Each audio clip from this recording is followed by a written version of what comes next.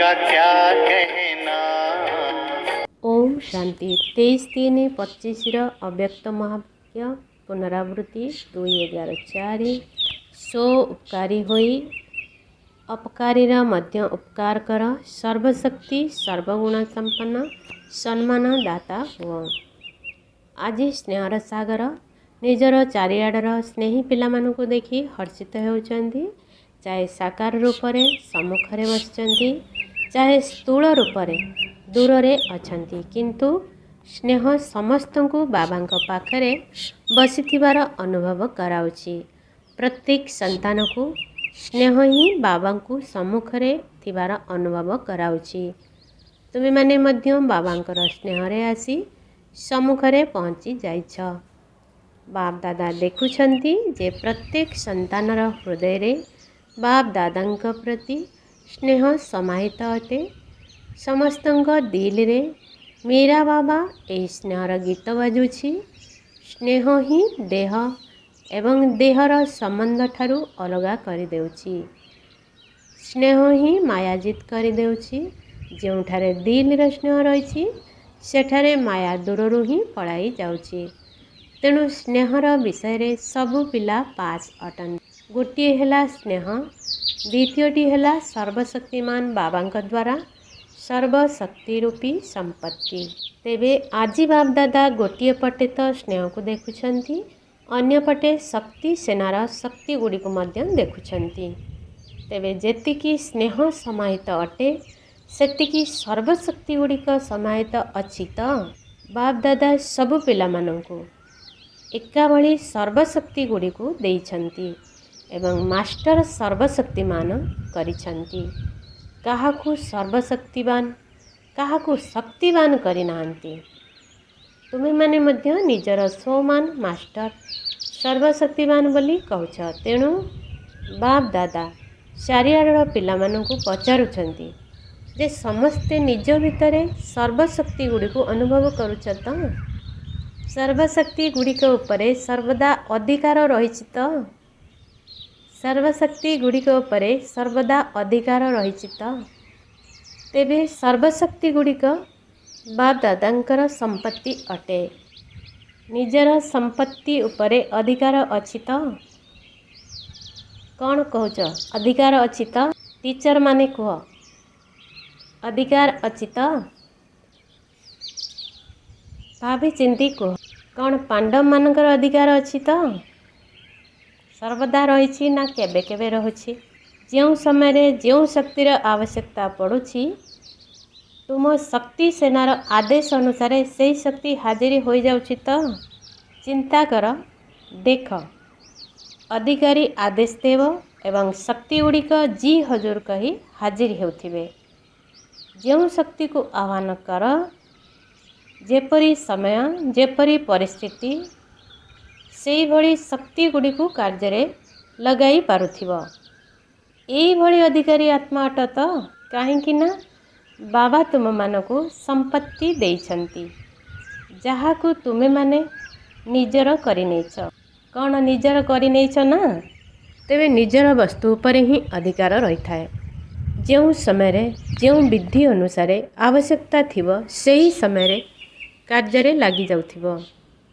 धरिनिय समाहित करिवार शक्तिर आवश्यकता अछि एवं तुमे ताकू आदेश देउछ। तेबे से तुमर आदेश को पालन करी जी हाजिर हो जाउछि तो जदि होउछि तेबे मुंड हलाओ हाथ हलाओ। केबे केबे हाजिर होउछि ना सबु बेले हाजिर होउछि। तेबे समाहित करिवार शक्ति जदिओ हाजिर होउछि किंतु 10 थर समाहित करिनेबा परे 11 थर को टिकिए तळ उपर हेउनाही तो।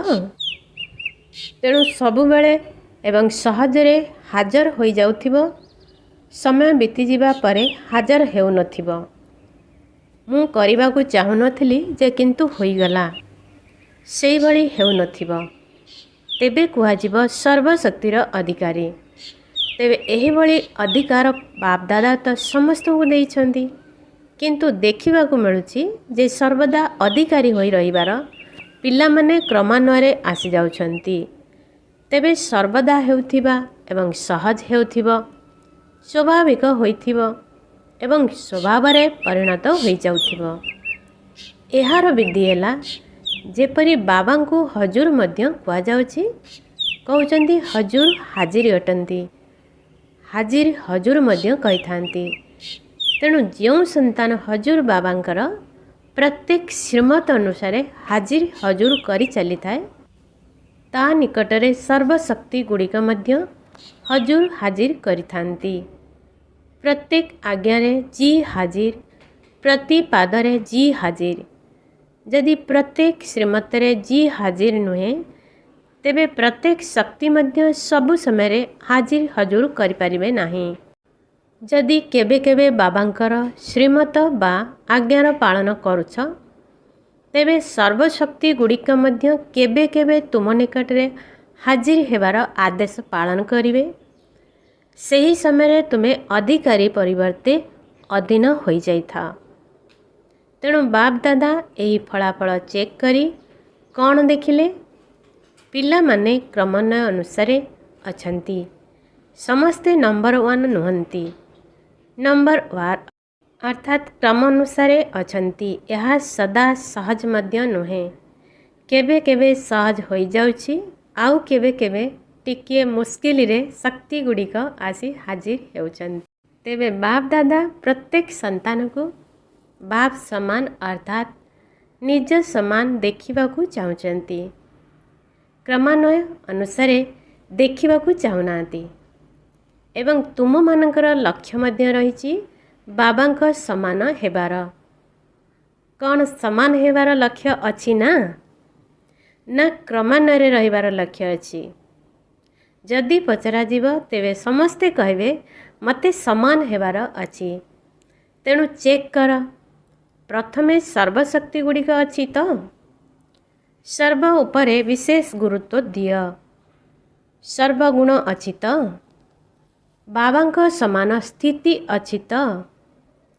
କେବେ ନିଜର ସ୍ଥିତି ଆଉ କେବେ ପରର ସ୍ଥିତି ଅର୍ଥାତ୍ ପରିସ୍ଥିତି ବିଜୟ ପ୍ରାପ୍ତ କରୁନାହିଁ ତ?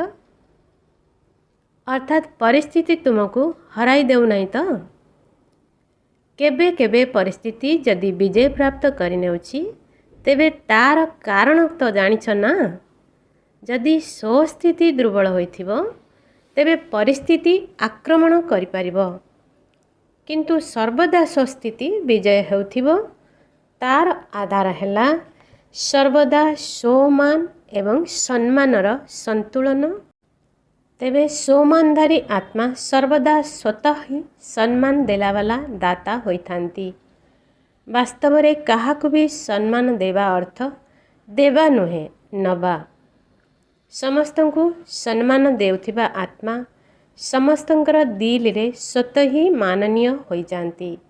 ବ୍ରହ୍ମା ବାବାଙ୍କୁ ତ ଦେଖିଛ, ଆଦିଦେବ ହୋଇଥିଲେ ମଧ୍ୟ, ସୃଷ୍ଟି ନାଟକର ପ୍ରଥମ ଆତ୍ମା ହୋଇଥିଲେ ମଧ୍ୟ ସର୍ବଦା ପିଲାମାନଙ୍କୁ ସମ୍ମାନ ଦେଉଥିଲେ। ନିଜଠାରୁ ମଧ୍ୟ ଅଧିକ ପିଲାମାନଙ୍କୁ ଅନ୍ୟ ଆତ୍ମାମାନଙ୍କ ଠାରୁ ସମ୍ମାନ ପ୍ରାପ୍ତ କରାଉଥିଲେ। ସେଥିପାଇଁ ପ୍ରତ୍ୟେକ ସନ୍ତାନର ହୃଦୟରେ ବ୍ରହ୍ମା ବାବା ମାନନୀୟ ହୋଇଥିଲେ। ତେବେ ଏହା ସମ୍ମାନ ଦେଲାବାଲା ନା ପାଇବା ହେଲା? କାରଣ କାହାକୁ ସମ୍ମାନ ଦେବା ଅର୍ଥ ଅନ୍ୟର ହୃଦୟରେ ହାର୍ଦ୍ଦିକ ସ୍ନେହର ମଞ୍ଜି ପୋତିଦେବା।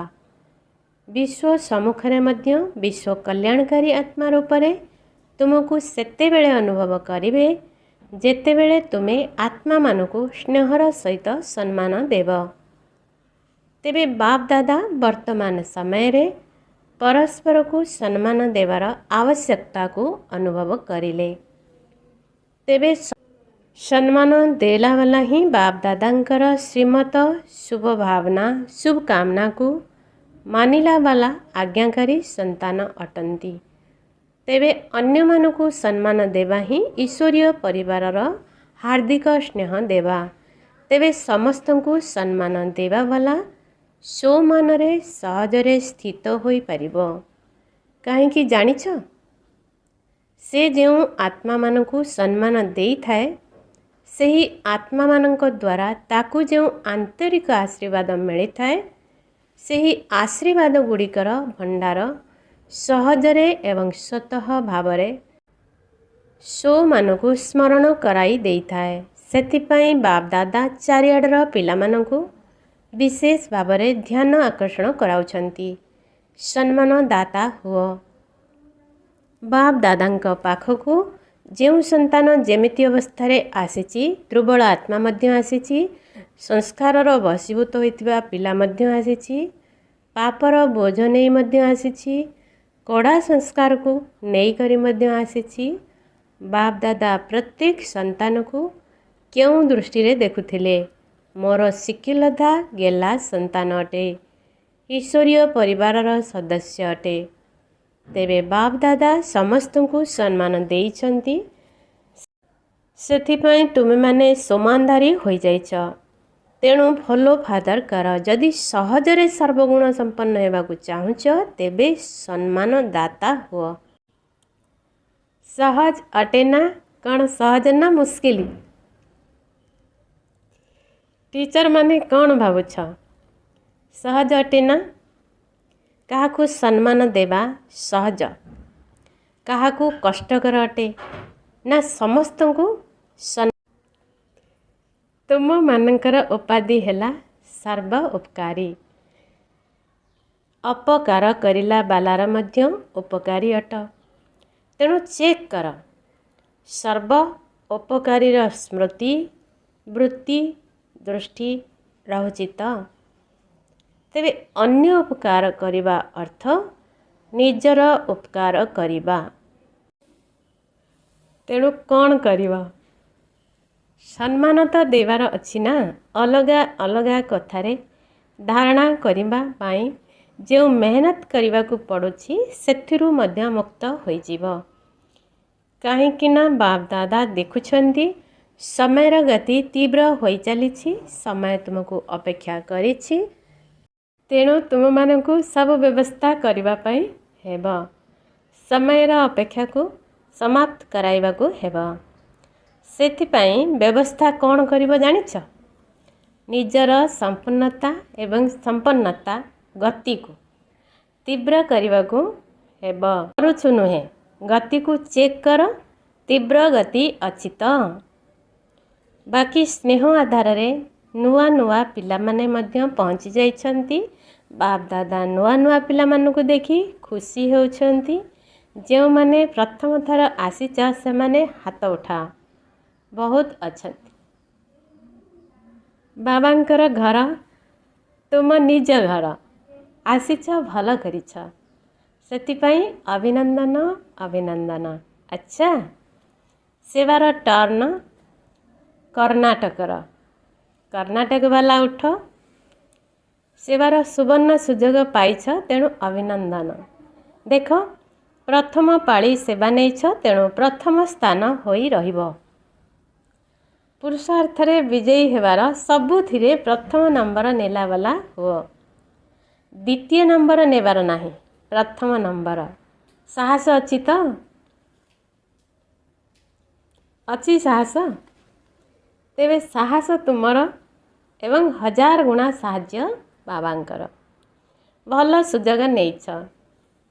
ନିଜର ପୁଣ୍ୟର ଖାତା ବହୁତ ବହୁତ ଜମା କରିନେଲ। ଆଚ୍ଛା, କର୍ଣ୍ଣାଟକ ମେଗା ପ୍ରୋଗ୍ରାମ କରିଛ ତ? କରିନାହଁ? କାହିଁକି କରିନାହଁ? କର୍ଣ୍ଣାଟକକୁ ସବୁଥିରେ ପ୍ରଥମ ନମ୍ବର ନେବା ଦରକାର। ବାଙ୍ଗାଲୋରରେ କରିବୁ। ଆଚ୍ଛା, ଯେଉଁମାନେ ବି ବଡ଼ ପ୍ରୋଗ୍ରାମ କରିଛ, ସେମାନେ ଉଠ। ଏବେ ସୁଦ୍ଧା କେତେ ପ୍ରୋଗ୍ରାମ ହୋଇସାରିଲାଣି। ତେବେ ବାପ ଦାଦା ବଡ଼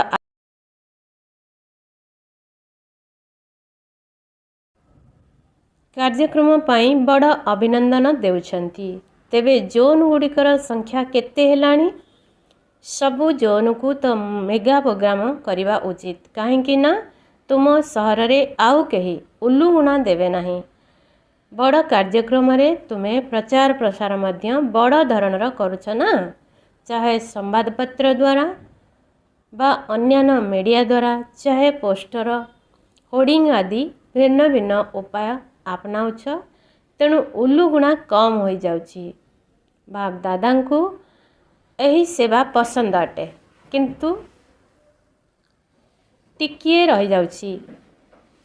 प्रोग्राम तो बड़ बड़ करुछ सेथिपाई अभिनंदन किंतु प्रत्येक प्रोग्राम रु अति कम रे 108 माला तो प्रस्तुत हेबा दरकार ना, अर्थात 108 जन तो बाहरिबा दरकार। ताहा केउठी हेउछि अति कम रे 108 अधिकरु अधिक 16,000। तेबे एते सबु शक्ति लगाइले मध्य तार फलस्वरूप अति कम रे 108 जन तो बाहरिबा दरकार ना। समस्तंकर ठिकाना तो तुम पाखरे रहिबार दरकार ना। तेबे सही मेगा प्रोग्राम को जो माने साथी रे आनिछंती सेमानंक पाखरे तांको मानंकर परिचय तो निश्चिंत अछि। तेणु सेमानंकु पुनर्बार पाखकु डाकिबा दरकार। एमिति नुहे जे आमे तो करिदेलु किंतु जहाँ भी कार्य करा जाउछि तार फलाफल तो मिलवा दरकार ना। तेणु सबु बड़ प्रोग्राम करला बालांकु बाप दादांकु एई भली फलाफल देवाकु हेबो। चाहे भिन्न भिन्न सेंटर को जाओ बा जो सहर रे होइथिबो सेठाकु जाओ किंतु फलाफल मिलवा दरकार। ठीक अछि ना? होई तो परिबो ना? जदि टिकिए ध्यान देव तेबे बाहरी आसीबे। 108 तो किछि भी नुहे किंतु बाप दादा फलाफल देखिबा को चाहुचंती। अति कम रे स्टूडेंट तो हुंतु, सहयोगी हेबारे आगकु तो बढ़ंतु। तेणु किए किए केते आत्मा को बाहर करुछंती ताहा एही सीजन भितरे बाप दादा देखिबा को चाहुचंती। ठीक अछि ना? कोन पांडव माने ठीक कथा ना? तेबे देखिबा नंबर 1 किए हेउछि। जेतिकी भी बाहरंतु किंतु बाहर कर निश्चिंत। एथिरे कौन हेउछि ना कार्यक्रम तो होई जाउछि किंतु आगो को जेउ बड़ी संपर्क रखिबा कथा सेथि प्रति ध्यान कम होई जाउछि। आ स्टूडेंट बाहर करबा मध्य कोनोसी मुश्किल रो काम नुहे। बाकी बाप दादा पिला मानकर साहस को देखी खुशी अछंती। बुझिल तो? अच्छा अच्छा एबे समस्ते गोटिए सेकेंड भितरे गोटिए सेकेंडे गोटिए मिनिट नुहे गोटिए सेकेंड भितरे मु फरिश्ता एवं देवता अटे एही मानसिक व्यायाम गोटिए सेकेंड रे अनुभव कर।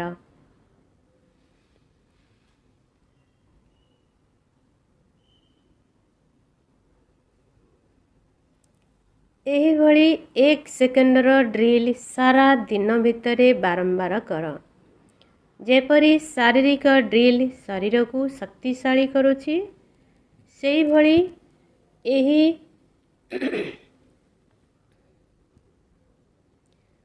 मनर ड्रिल मन को शक्तिशाली करदेव। मु फरिश्ता अटे एही पुराणा दुनिया पुराणा देहर संस्कार ठारू अलगा फरिश्ता आत्मा अटे। चारिआडर अति स्नेही सर्वदा स्नेहर सागर रे लवलीन आत्मा मानंकु आप दादांकर हार्दिक स्नेह संपन्न शुभेच्छा एवं हार्दिक आशीर्वाद स्वीकार हेउ एवं यह सहित विश्वर मालिक आत्मा मानंकु नमस्ते। आम आत्मा मानंकु विश्वर मालिक करला वाला मीठा बाबा को आम पिला मानंकर नमस्ते नमस्ते नमस्ते। दादीजी सहित वार्तालाप सम्मान देवारे नंबर 1 पास अट। बहुत भल लगुछि सबु दादी मानंक उपस्थिति रे मधुबनर शोभा बढ़ी जा। सभा आगु को देखी दादी मानंकर उपस्थितर शोभा भल लगुछि। जेपरी दादी मानंकर उपस्थिति द्वारा मधुबन शोभानय हो जाउछि सेहीपरि तुमे माने जदिओ दादी नुह किंतु दादी माने एवं दादा माने तो अट ना। तुमे माने जदिओ दादी नुहे किंतु दीदी माने एवं दादा माने अट ना। तेणु सबु दीदी मानंकु ଏବଂ ସବୁ ଦାଦାମାନଙ୍କୁ ଏହି କଥା ଭାବିବାର ଅଛି ଏବଂ କରିବାର ଅଛି ମଧ୍ୟ। ଯେଉଁଠି ବି ରହୁଛ, ଯେଉଁ ସ୍ଥାନର ଶୋଭା ବୃଦ୍ଧି ହୋଇଯାଉଛି, ଯେପରି ଦାଦୀମାନଙ୍କ ଦ୍ୱାରା ଶୋଭା ବୃଦ୍ଧି ହୋଇଯାଉଛି, ସେହିପରି ସବୁ ସ୍ଥାନରେ ଶୋଭାବର୍ଦ୍ଧନ ହେଉ। କାହିଁକି ନା ଦାଦୀମାନଙ୍କ ପଛକୁ ତୁମେ ଦିଦିମାନେ ତ ଅଛ ନା, ତୁମେମାନେ ମଧ୍ୟ କିଛି କମ୍ ନୁହେଁ। ତେଣୁ ଦାଦୀମାନେ ମଧ୍ୟ ଅଛନ୍ତି ଏବଂ ଦାଦାମାନେ ମଧ୍ୟ ଅଛନ୍ତି। କୌଣସି ବି ସେଣ୍ଟରରେ ନିରୁଷତା ରହିବା ଉଚିତ ନୁହେଁ, ଶୋଭନୀୟ ହେବା ଉଚିତ। ତୁମେ ସମସ୍ତେ ବିଶ୍ୱରେ ଶୋଭାବର୍ଦ୍ଧନକାରୀ ଆତ୍ମା ଅଟ। ତେଣୁ ଯେଉଁ ସ୍ଥାନରେ ବି ରହୁଛ, ତାହା ଆକର୍ଷଣୀୟ ସ୍ଥାନ ଦେଖାଯାଉ। ଠିକ୍ କଥା ନା? କାହିଁକି ନା ଦୁନିଆରେ ବିନାଶୀ ସୌନ୍ଦର୍ଯ୍ୟ ବହୁତ ରହିଛି, କିନ୍ତୁ ତୁମ ଜଣ ଜଣଙ୍କ ଦ୍ୱାରା ଅବିନାଶୀ ଶୋଭା ବା ସୌନ୍ଦର୍ଯ୍ୟର ବୃଦ୍ଧି ହେଉଛି। ଯଦି ନିଜେ ସର୍ବଦା ଖୁସିର, ଶାନ୍ତିର, ଅବିନାଶୀ ସୁଖର ସୌନ୍ଦର୍ଯ୍ୟରେ ସୁଶୋଭିତ ହୋଇ ରହିବ, ତେବେ ତୁମର ସ୍ଥାନ ମଧ୍ୟ ଶୋଭାୟମାନ ହୋଇଯିବ। କାହିଁକି ନା ସ୍ଥିତି ଆଧାରରେ ସ୍ଥାନରେ ମଧ୍ୟ ଶ୍ରେଷ୍ଠ ବାୟୁମଣ୍ଡଳ ସୃଷ୍ଟି ହୋଇଥାଏ। ତେଣୁ ସମସ୍ତଙ୍କୁ ଏହି କଥା ଚେକ୍ କରିବାର ଅଛି ଯେ ମୁଁ ଯେଉଁଠି ରହୁଛି ସେଠାରେ ସୌନ୍ଦର୍ଯ୍ୟ ଅଛି ତ, ଉଦାସୀ ନାହିଁ ତ, ସମସ୍ତେ ଖୁସିରେ ନାଚୁଛନ୍ତି ତ। କ'ଣ ଏହା ଠିକ୍ କଥା ନା? ତୁମେ ଦିଦିମାନଙ୍କର ତ କାମ ହିଁ ଏହା ଅଟେ, ଦାଦାମାନଙ୍କର ତ କାମ ହିଁ ଏହା ଅଟେ। ତେଣୁ ଦିଦି ଏବଂ ଦାଦାମାନଙ୍କୁ ଅନୁକରଣ କର। ଆଚ୍ଛା, ସବୁଆଡ଼ର ଯେଉଁ ସବୁ ସ୍ନେହୀ ପିଲାମାନେ ବାପ ଦାଦାଙ୍କୁ ଦିଲ୍ର ସହିତ ମନେ ପକାଉଛନ୍ତି ବା ପତ୍ର ଦ୍ୱାରା, ଇମେଲ୍ ଦ୍ୱାରା ଶୁଭବାର୍ତ୍ତା ପଠାଇଛନ୍ତି, ସେହି ପିଲାମାନଙ୍କୁ ବାପ ଦାଦା ଦୂରରେ ଦେଖୁନାହାନ୍ତି, ବରଂ ହୃଦୟ ସିଂହାସନ ଉପରେ ବସିଥିବାର ଦେଖୁଛନ୍ତି। ସବୁଠାରୁ ନିକଟ ସ୍ଥାନ ଦିଲ୍ ଅର୍ଥାତ୍ ହୃଦୟ ଅଟେ ନା। ତେଣୁ ବାପ ଦାଦା ଦିଲ୍ର ସହିତ ଶୁଭେଚ୍ଛା ପଠାଇଥିବା ପିଲାମାନଙ୍କୁ ଆଉ କୌଣସି ଶୁଭବାର୍ତ୍ତା ପଠାଉ ନାହାନ୍ତି, କାରଣ ସେମାନେ ତ ବାବାଙ୍କ ସ୍ମୃତିରେ ହିଁ ଅଛନ୍ତି ଏବଂ ସେମାନଙ୍କୁ ବାବା ନିଜର ହୃଦୟ ସିଂହାସନର ଅଧିକାରୀ ରୂପରେ ଦେଖୁଛନ୍ତି ଏବଂ ଏହି ବରଦାନ ପ୍ରତ୍ୟୁତ୍ତର ରୂପରେ ଦେଉଛନ୍ତି। ଦୂରରେ ରହି ମଧ୍ୟ ନମ୍ବର 1 ତୀବ୍ର ପୁରୁଷାର୍ଥୀ ଭବ। ଅବହେଳା ପଣିଆର ନିଦ୍ରାକୁ ଛାଡ଼ପତ୍ର ଦେଉଥିବା ନିଦ୍ରାଜିତ ଚକ୍ରବର୍ତ୍ତୀ ସାକ୍ଷାତକାର ମୂରତ ହୋଇ ଭକ୍ତମାନଙ୍କୁ ସାକ୍ଷାତକାର କରାଇବା ପାଇଁ ଅଥବା ଚକ୍ରବର୍ତ୍ତୀ ହେବା ପାଇଁ ନିଦ୍ରାଜିତ ହୁଅ। ଯେତେବେଳେ ଭୁଲି ଯାଉଛ ଯେ ଏହା ବିନାଶ କାଳ ଅଟେ, ସେତେବେଳେ ଅବହେଳା ପଣିଆର ନିଦ ଆସିଯାଉଛି।